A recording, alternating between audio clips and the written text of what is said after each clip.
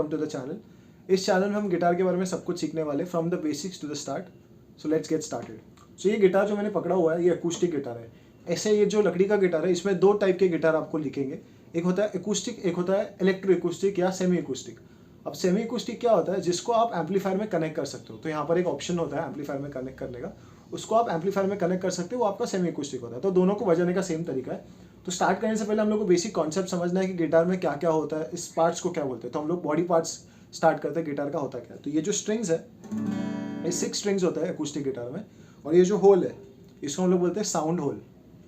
ये आपका हो गया साउंड होल। ये जो है इसको बोलते हैं बॉडी का फ्रंट पार्ट या बॉडी बोल सकते हो। ये है साइड, ये है नेक गिटार का पीछे का हिस्सा, और ये है आपका हेड स्टॉक।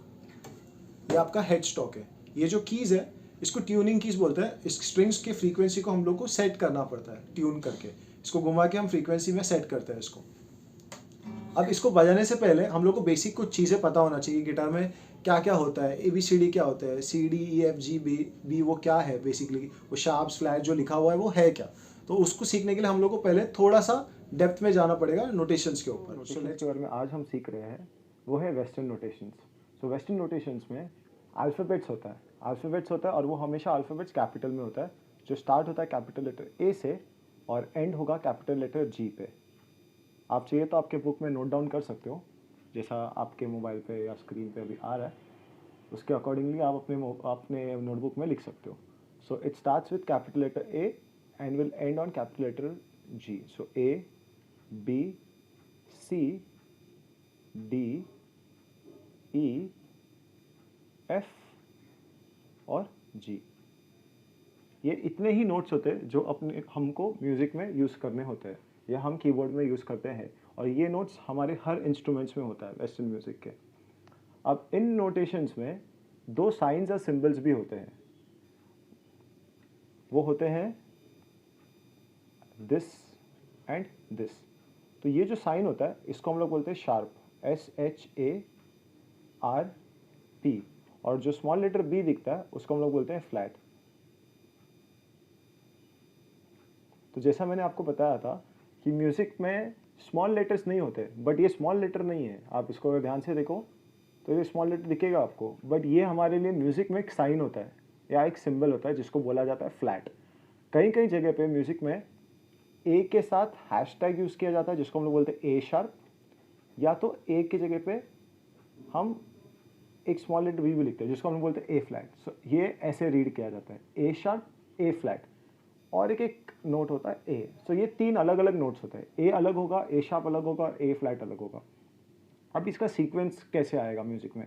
अब सीक्वेंस क्या होता है, जैसे अभी हम लोग बोलते हैं कि जैसे संडे, मंडे, ट्यूसडे, तो संडे के बाद क्या आता है मंडे, मंडे के बाद क्या आता है ट्यूसडे। सो ये सीक्वेंस हो गया 1 2 3, जो नंबर्स है 1 2 3 4 5 6, सो सीक्वेंस है। 2 के बाद क्या आएगा 3, 3 के बाद क्या आएगा 4। So this is a sequence. Similarly वैसे ही हमारे पास म्यूज़िक में भी सीक्वेंस होता है, वो होता है म्यूजिकल नोटेशंस के सीक्वेंस। अभी वो सीक्वेंस का सबसे शॉर्टकट मेथड मैं आपको बताता हूँ, सबसे ईजीएस्ट मेथड। थोड़ा सा कॉम्प्लिकेटेड चीज़ें भी होती है जैसा फ्लैट, शार्प, सबको मिला के होगा, बट मैं आपको सिर्फ शार्प्स में बताऊंगा सीक्वेंस, और उसको हम लोग फ्लैट्स में आगे जाके कन्वर्ट करेंगे। सो A आप लिख सकते हो साथ में, A#, B, C, C#, D, D#,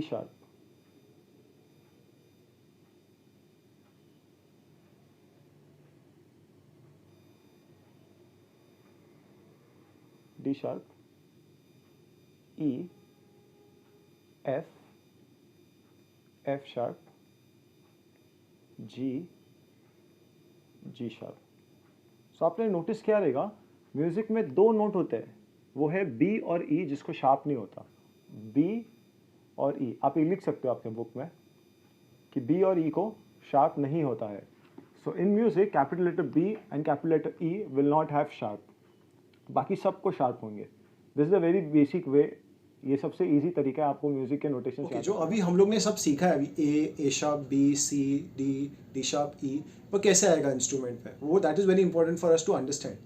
ठीक है, तो उससे पहले हम लोग को थोड़ा सा पार्ट्स के बारे में पता चलना चाहिए। तो ये जो गिटार का ये पार्ट है इसको हम लोग बोलते हैं ब्रिज। ये होगा आपका ब्रिज पिंस, और ये होगा आपका सैडल, SADDLE, सैडल। ये है आपका साउंड होल, यहाँ से आवाज़ आपको बाहर आता है। ये आपका entire thing is called a freight board, और ये जो बॉक्सेस है इसको हम लोग फ्रेट्स बोलते हैं।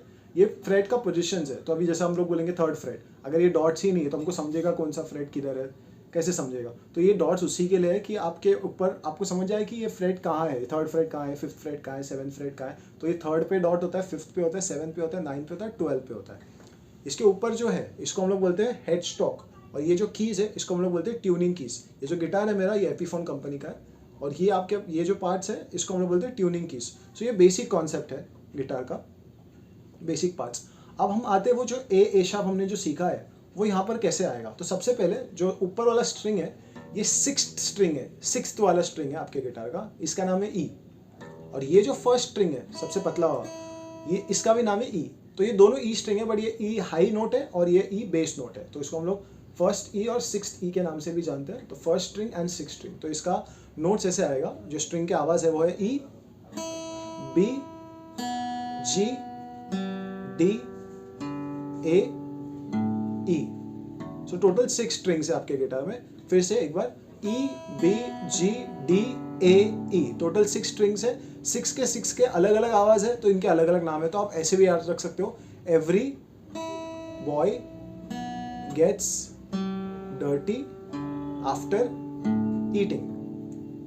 ये बेसिक कॉन्सेप्ट आप म्यूजिक में अप्लाई कर सकते हो। आप उल्टा भी रीड कर सकते हो उसको, ई, ए, डी, जी, बी, ई, या सीधा E, B, G, D, A, E. This is your first string, second string, third string, fourth string, fifth string and six string. तो टोटल 6 स्ट्रिंग्स हो गए आपके गिटार में। ओके, अब यहाँ पर इसका कॉन्सेप्ट कैसा है, जहाँ पर आप इसको अगर ऐसा प्रेस करो, ये फ्रेट को अगर आप ऐसा प्रेस करोगे,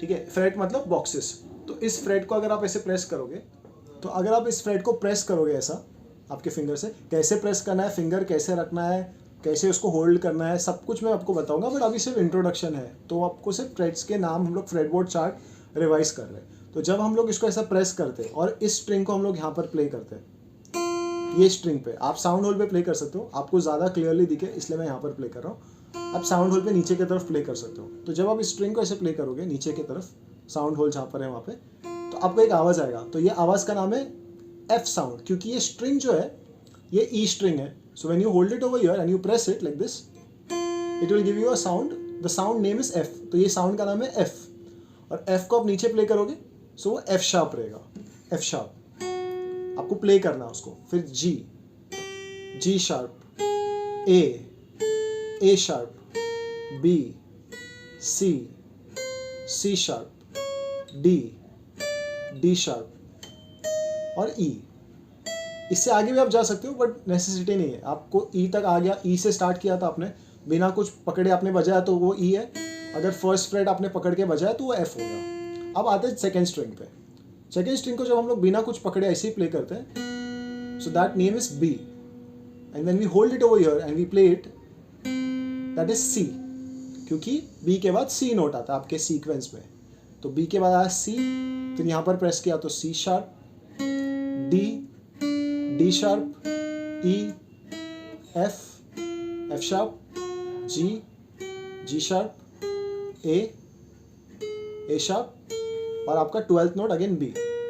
अब आते हैं थर्ड स्ट्रिंग पे। तो सेकंड स्ट्रिंग हो गया। अब थर्ड स्ट्रिंग को हम लोग ने अगर ऐसे ओपन प्ले किया तो वो जी, यहाँ पर होल्ड करके प्ले किया तो G sharp, A sharp, B, C sharp, D sharp, E, F sharp, G. अब फोर्थ स्ट्रिंग का नाम है डी। तो डी को फर्स्ट फ्रेट पे मैंने होल्ड किया तो डी शार्प, क्योंकि स्ट्रिंग तो डी है, तो डी को मैंने फर्स्ट फ्रेट पे अगर होल्ड किया तो हो जाएगा D sharp, E, F sharp, G sharp, A sharp, B, C sharp और अगेन डी। 12 पे डी पे एंड होता है। उसके बाद है ए स्ट्रिंग मतलब फिफ्थ स्ट्रिंग। तो फिफ्थ स्ट्रिंग को अगर मैंने ऐसे ही प्ले किया बिना कुछ दबाए या बिना कुछ पकड़े तो आपको ए का आवाज़ देगा। ए को मैंने फर्स्ट फ्रेट पे होल्ड किया तो A sharp, B, C sharp, D sharp, E, F sharp, G sharp, A. अब फिर मैंने ई स्ट्रिंग ऊपर वाला 6 स्ट्रिंग को प्ले किया, open E, F, F sharp, G, G sharp, A sharp, B, C sharp, D sharp, E. तो इसका concept बहुत इजी है समझने के लिए, अंडरस्टैंड करने के लिए, बहुत कुछ सिंपल है। आपको मैं एक चार्ट दे दूंगा, उस चार्ट के अकॉर्डिंगली आप उसको प्ले करो। तो वो चार्ट मेरे इंस्टाग्राम के प्रोफाइल में ऑलरेडी पोस्टेड है, आप नीचे यूट्यूब में डिस्क्रिप्शन में जाके चेक कर सकते हो उस लिंक को भी। आप स्क्रीनशॉट लेके आप अपना बुक में ड्रॉ कर सकते हो, या तो आप कॉमनली अगर आप यूट्यूब पे भी या गूगल पे जाते हो, आप टाइप करोगे फ्रेडबोर्ड चार्ट तो आपको वहाँ पर भी मिल जाएगा। बेसिक है वो, आपको समझ जाएगा। तो वापस एक बार मैं क्विक रिवीजन करता हूँ। इस स्ट्रिंग्स के नाम है, 6 स्ट्रिंग के नाम है ई, B, G, D, A, E, B, G, D, A, first है ई, सेकंड है बी, थर्ड है जी, फोर्थ है डी, फिफ्थ है ए और सिक्स्थ है ई। इतना समझने के बाद अगर आप फर्स्ट स्ट्रिंग के फर्स्ट फ्रेट को प्रेस करके प्ले करोगे तो आपको एफ का आवाज़ देगा, एफ, फिर नीचे उसका एफ शार्प, फिर जी शार्प, फिर ए शार्प, फिर बी, फिर सी, और ये कंटिन्यू होते रहेगा। अब सेकंड स्ट्रिंग को अगर आप फर्स्ट फ्रेट पे होल्ड करोगे तो वो सी हो जाएगा। अगर आप बिना कुछ होल्ड किए, बिना कुछ पकड़े, मतलब बिना कुछ प्रेस किए, आप सिर्फ अगर उसको ऐसे बजा रहे हो तो वो बी रहेगा। फिर सी sharp, D sharp, E, F sharp, G sharp, A sharp, B. अब ये जी स्ट्रिंग है, ऐसे ही बजाए तो जी, पकड़ा तो G sharp, A sharp, B, C sharp, D sharp, E, F and so on. अब नेक्स्ट स्ट्रिंग है डी मतलब फोर्थ वाला स्ट्रिंग, उसको आपने ऐसे ही प्ले किया तो डी का आवाज़ आया, जस्ट डी, फिर D sharp, E, F sharp, G sharp, A sharp, B, C sharp, D. अब नेक्स्ट स्ट्रिंग का नाम है ए को आपने ऐसा प्रेस किया तो A sharp, B, C sharp, D sharp, E, F sharp and so on. अब ये लास्ट स्ट्रिंग है 6 स्ट्रिंग, उसको प्रेस किया तो F sharp, G sharp, A sharp, B, C sharp and so on. Hope आपको यहाँ तक का सिलेबस समझ में आया होगा। नहीं आया होगा एक बार पीछे जाओ, वापस रिवाइज करो, और मैं सजेस्ट करूँगा आप एक नोटबुक में ये सब चीज़ें लिख के रखो, जिससे आपको अगर आप वीडियो नहीं भी देखते हो तो एटलीस्ट आप नोटबुक रेफर करोगे तो आप और अच्छे से आपको समझ में आए। तो अभी तक आपको ये सब चीज़ें समझ में आ रहेगा कि म्यूजिकल कॉन्सेप्ट कैसे होता है, वो नोट्स गिटार में कैसे आते हैं, और फ्रेटबोर्ड कैसे रीड करते हैं, उसके नोट्स क्या है, वो क्यों इतना सब बॉक्सेस हैं यहाँ पर, किसको प्रेस करने से कौन सा आवाज़ आएगा, कैसे प्ले होगा। यहाँ तक तो कॉन्सेप्ट क्लियर है, बट आगे क्या, कैसे लर्न करें इसको, स्टेप बाय स्टेप कैसे आगे जाए, क्योंकि आपने तो देखा रहेगा बहुत सारे ट्यूटोरियल्स में गाना वगैरह है, हम भी सिखाएंगे आपको। I will also teach you all that songs and everything. But ये जो सीरीज़ होगा, ये हमारा सीरीज़ रहेगा बेसिक बिगनर्स के लिए। उसके बाद मैं आगे भी पोस्ट करते रहूँगा वीडियोस, बट ये जो वीडियो है वो बिगनर्स के लिए, स्पेशली जिसको कुछ नहीं आता है प्ले करने, जो जीरो से स्टार्ट कर रहे हैं और कुछ भी नहीं आता है, उनको पकड़ने तक नहीं आता है गिटार। सो वहाँ से हम स्टार्ट करेंगे। ये फर्स्ट वीडियो था। इसके अगले वीडियो में हम लोग सीखेंगे बेसिक स्ट्रिंग्स को कैसे प्ले किया जाता है और कितने एक्सरसाइजेस है अपने राइट हैंड को सही करने के लिए। मतलब जैसा अगर मैं ऐसे कुछ प्ले कर रहा हूँ,